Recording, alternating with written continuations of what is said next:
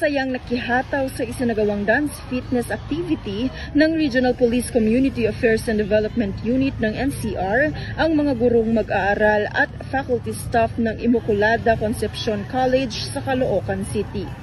Ang aktibidad ay bahagi ng selebrasyon ng kanilang 41st anniversary na kung saan naimbitahan ng Immaculada Concepcion College ang ating mga kapulisan bilang mga dance instructors na nagbigay ng saya at mataas na energy sa ating mga kalahok.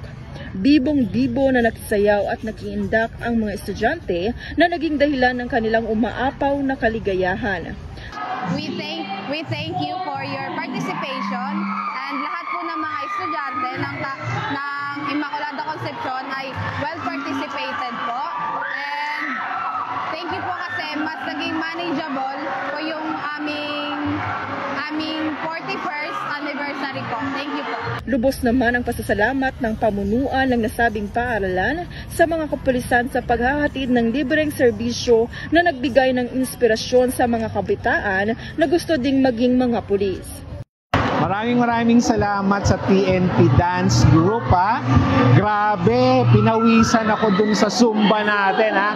Salamat sa pakikiisa niyo sa 41st founding anniversary ng Immaculada Concepcion College. Maraming salamat talaga, napagalaw niyo yung mga bata, teachers and staff, pati ako na administrator. So sana sa mga susunod, magkakasama pa rin tayo, partner pa rin tayo.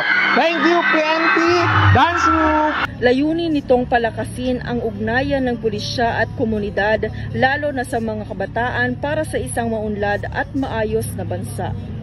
Mula dito sa Caloocan City, ako po ang inyong PNN correspondent, Patrolwoman Abigail Rojas, alagad ng batas, tagataguyod ng Balitang Pulis.